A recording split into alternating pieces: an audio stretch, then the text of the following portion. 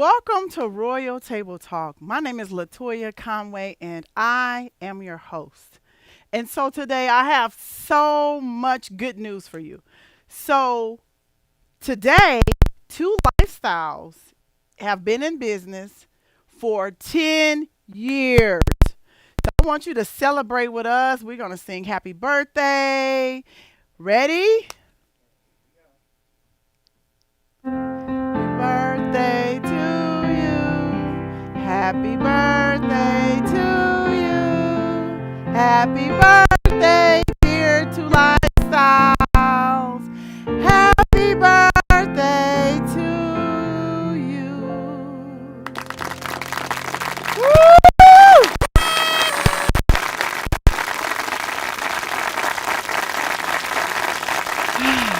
So I have to say that it has been an amazing 2 years.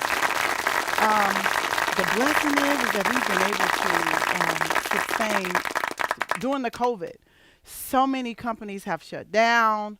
So many people have moved on. So many people got stuck in the pandemic, and two lifestyles have been able to maintain, keep the doors open, and continue to serve. And not only serve, but serve from a different platform. Because of the pandemic, I'm now going live more. I'm servicing. This morning, I was on a sexual abuse awareness call, and only one of my participants live local. Everyone else live all across LA County who tapped into our platform to get the services that they need to regain, to maintain, and to get custody of their children. So I want to start off with year one. So although it's been amazing 10 years, there definitely have been some milestones along the way. So I opened up two lifestyles. I got my EIN information on February the 8th, 2011. And it's also my son's birthday. I wanted to do it on a day that meant a lot to me, and that was one of my children's birthday, and he's now 34. And so I opened up with that information about I want to have two lifestyles. I want to do this thing. Now, this has been my vision. This had been my vision for a long time. Being a survivor of sexual assault and domestic violence, I knew that I wanted to go back, reach back, and bring other people aboard. I knew that because my kids were detained, they've been spent some time in foster care, and I was able to navigate through that system. That I also wanted to teach other people how to do the same thing.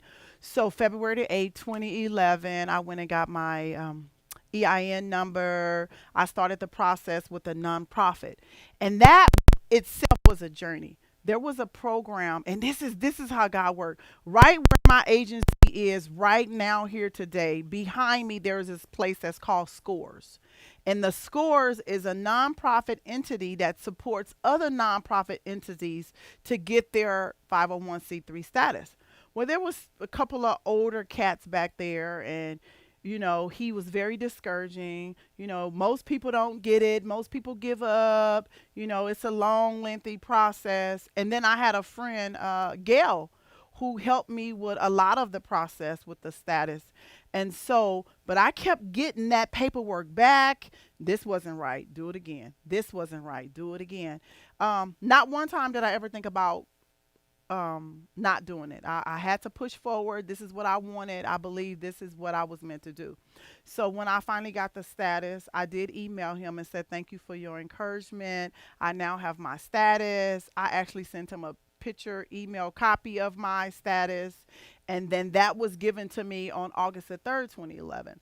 And so that was year one opening up the business. And the reason why I share that is because a lot of time when you're an entrepreneur, you think that this is too hard, I can't do it. When I came into wanting my business, it's like all of my kids was on my board. I need you to do this. My sons was going to repair, they was going to do this. And the truth of it is, it's my vision. They didn't want to do all those things because they was like, mama, you too hard, you too anal, we don't want to, I don't want to mess up because then you be mad. So I realized that that wasn't a good thing. But year two, so the first year was really standing up. We opened our company, which was May the 26th. We had our Meet and greet. We had our meet and greet and we had our grand opening and it was beautiful. My dad was there, my uncle was there. My dad is resting in peace now. And my friend was there, Risha was there. I had a lot of people that loved me that showed up. One of my old counselors, Vivian, was there. It was a really amazing day. And my friend Adrian Green was there. So, because she and I worked together prior to me getting the company, I told her, when I get a business, I'm coming to get you. And she's like, okay, probably thinking that I wasn't going to come back and get her. Well, guess what? When I was able to get that business, I asked her. By the time I reached out to her because I thought about it, I was like, I don't want to do this alone. I want to celebrate with other people. I don't want to do this by myself. So at that point, I reached out to Adrian, and she agreed. And by the time she made it to the building, I was painting the bathroom. Everything else had been painted. So she and I painted the bathroom together, got it ready for the grand opening, and then she spent 7 years and a few months with me here at Two Lifestyles.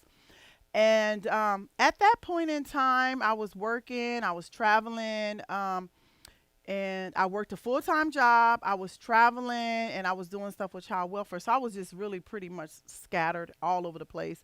But I still make sure that I took care of Two Lifestyles and the services that I needed to happen here at our agency. So after work, I would come here. Fast forwarding for year two, year three, year four. So moving to year four, I received a phone call from LA County and a friend who said, hey, we heard that you're in the community. We want you to be a part of the testing. Are you willing? I said, absolutely. Because at that point in time, all of my heartfelt work, I wasn't receiving any resources for it. I was just doing it because I wanted to do it, and so all of my different jobs was paying for the services for the women.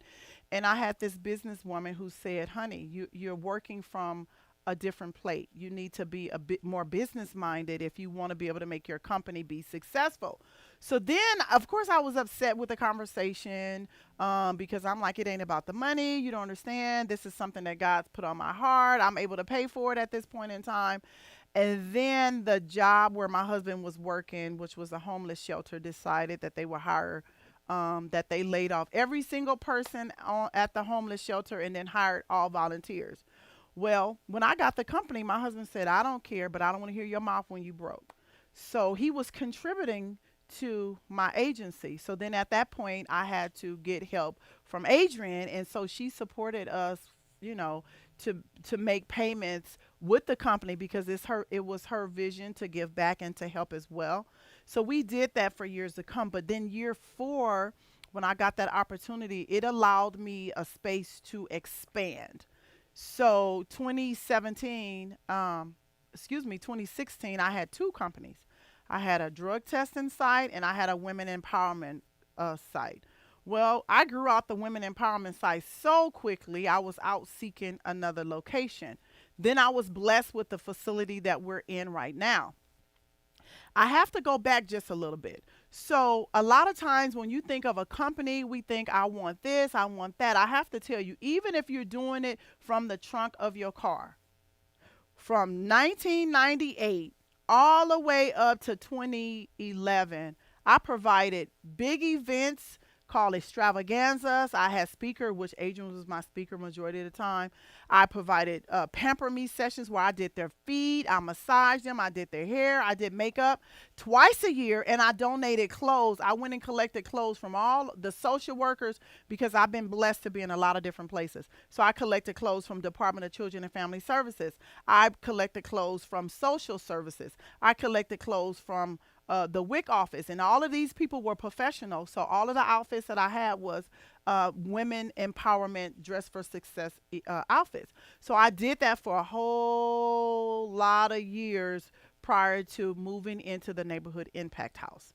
So, a part of my church, I was working with the leadership and I was asked to come and train and facilitate. And then they told me that I was able to do some groups. So, in February of 2011, I started my groups at the Neighborhood Impact House. Um, and I ran those there until I moved into my own spot in March, and then April, and then May we grand opened.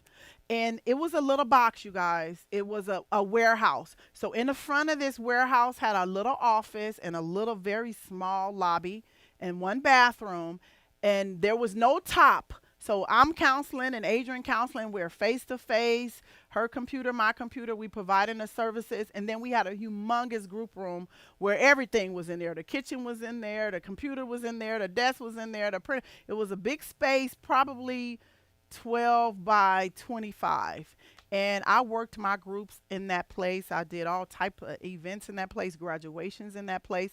And I'm sharing those things because that's not where I am now. A lot of times when you have that vision and that desire to have a business, you want to give back, you want to jump from 0 to 500, and if it ain't that way, you don't want it. No, you have to crawl. No, first you got to sit up, right? It's called standing your business up. I had to have paperwork done. Now I was good at that. The paperwork, get all that paperwork savvy. I got to look a certain way, got to be standardized. I was excellent at that. But a businesswoman, I was not, because I was leading by my heart. So once I got to moving back to where I stopped, once I got to the second facility, something kicked on mentally for me.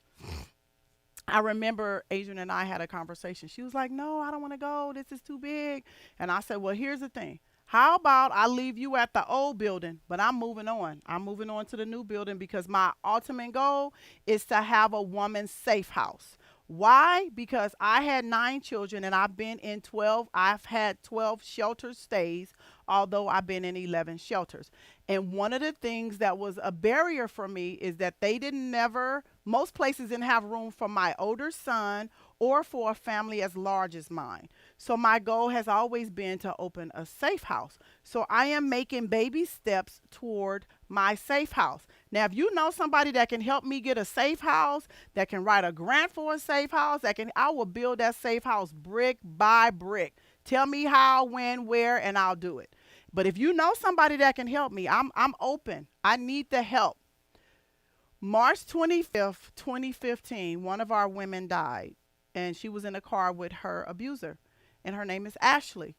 I got permission from my mother to consistently share her story. I would share from the rooftop. I actually have her picture in my office, and I talk to her all the time. And I want to be able to have an Ashley safe house because one of the things she said to me, I asked her, as I always do, why do you stay? What can I do to help? And what she said to me was, there's a local shelter. I tried to refer her there. That baby made it all the way from Washington to California doing things beyond your wildest dreams because she was forced to. And I asked her, why don't she go to the local shelter? She said no. But if you had one, I would go. So that gave me another boost with my encouragement to have an Ashley safe house. And so I've been working on that for a lot of years. We've raised some funds to get to a place to do the Ashley safe house. And then things get rough and we have to tap into it because we are not at a place where we're able to do certain things. So what I want to say is that's the reason why I want to shelter. But moving forward, that year that my mind opened up, my mind began to expand. I started tapping into other people outside of myself because I have taken two lifestyles as far as I could take myself. So then I needed to tap into other business people and learn how to think business minded, right? Stop spending all of your money from home, bringing it into the work office for that. Find out how to make more money at the office. So 2017, I resigned from my company. I worked a full time. I resigned from my job and I just started focusing on two lifestyles, straightforward and only. I stopped traveling the country. I stopped training. I stopped doing everything. Everything I do today is for this company, with the exception of a program that's called the Cultural Brokers. Now, that's who I am. That's what I speak to. That's what I do. So that is just a conversation versus a full extended job. So year 6, I want to say we moved into this building. Now, I talked about the second building because I had two. Then I moved into this building. By the time I moved in this building, I had a blueprint set up. I knew what I wanted. I knew what I wanted to do. And then I continued to connect with other business owners. And here's what I know. As you can see, I'm an African American woman, and it's really a challenge to get a business and to go places when you look as I do. I've had a couple people that say on the phone that they will support me. And then once I get there and they see what I look like, the situation's changed. So I stopped reaching out to everybody and I start reaching in to myself, which is not a good thing to do. You can't isolate in a business. You have to reach out to other people. Just because I was taught no holds barred don't mean that everybody else is that way. So then I started latching on to other people in different platforms and, signing up for different programs. And I started going to these conferences and linking up with other entrepreneurs who definitely pour into me, who encourages me, because sitting in this office every day working and serving, you're being depleted. I had to be filled back up. So I started reaching out and going to conferences and doing all of these things. And today, at 10 years down the line, I have a few things that I want to say. In the 10 years down the line, I've had people to pour into me. Um, the most support that I've received came from the people who were in this program, right? You get the people, they come back, they want to help. They come back, they get hired. Of course, definitely my writer, Adrian, she and I had a lot of long days, a lot of long nights. It was a lot of situations that I could not have moved forward without her help and her support. And so I want to definitely give homage to Adrian, because 7 years is a long time to volunteer. I tried to get her to be a business partner. She was like, nah. Well, I know why, because she's an excellent writer. She's written her book, and her book is doing well. And she's involved in some other things. I'm so proud of the woman that she is today. I remember when I tried to push her up front, she didn't want to go. But she's doing it now. But I think that the lessons, I'm going to give three lessons that I learned. For one, I learned this from another entrepreneur. She says, expect nothing and accept everything. And what that meant to me was, don't expect people to be there to help you. Don't expect people to do what they say. But if somebody come and help you, accept it. That's what I took away from that. Because when people was like, when you get this, I'm going to help you do this. We're going to do this. And then at the end of the day, no one was there. Well, don't expect people to be there. You be there, because it's your vision. It's your dream. It was given to you. Secondly, you have to be committed. You have to be committed to your own vision, your own dream. Again, my kids was like, I ain't doing that. Other people said they was going to help, didn't come. Or I've had a lot of people who want to come through the doors and they start off good, but later on they have their own mission and vision. They know what they want to get out of me. And so when I pick up on that, I kind of back off, because I know what you're doing is not right and I don't want any parts of that. And three, get out the box. When COVID hit, all of those companies closed. By the grace, I had a couple of camcorders, a few items, and I just pushed forward to the next best thing. What I recognize is, as the world evolves and as I evolve, so do my company. I've taken two lifestyles on my own as far as I can. So now I have two coaches. I have a personal development coach and I have a business coach. Those are the things that I needed to link up with to help me become a more productive, successful business person. And so we started off with a 900. Wait, let me back up. We started off with the trunk of my PT Cruiser. Then I went to my large Ford Econoline van. I moved into the neighborhood impact house. Then I moved into two lifestyles first. I call it headquarters, the 968 square feet. Then I moved into a 1,600 square foot company. And right now we're at 2,400 square foot unit. And so gradually, the 10-year grace period, it's been moving. And if I have it my way and God say the same, this time next year, I'll be in a safe house. Um, that's my ultimate goal. I understand that this is a journey and I will never arrive to a place that I want to be, because I'm constantly reaching higher ground. But my goal is to have a safe house. And I want to build it from scratch. I want a 3-tier level facility where everything the women and families need that I can provide for them, from the nail shop to the hair shop to the schooling. I want everything in my facility. And that's what I'm reaching for. And so if God takes me home before it happened, hopefully one of you viewers can make it happen. And name it Ashley Safe House. She deserved that. She deserved that. And so I just wanted to jump on and do the birthday thing. And I thank all of the donations that people have given. You know, you guys have been really, really supportive to us. Every once in a while, I get a check for $20, $10, $15. Actually, Adrian's mother donated for a lot of years. Adrian, of course, donated for a lot of years. Adrian's friend, Jerry Kelly, took pictures for us. You know, photographers. My old supervisor, mm, Tiny Heyman, came in, and she was so supportive. She would bring meals for our girls. She bought me a printer that I still call Tiny, that's in my office today. She donated money and product and paper, and these are the things that it takes for a nonprofit to run. I've had several board members to come in and do a little something and be supportive. And the board members were so helpful, running events, showing up. I mean, it's a lot of work, and all I wanted to do originally was just to be of service and give back to other women, and it has morphed into a company.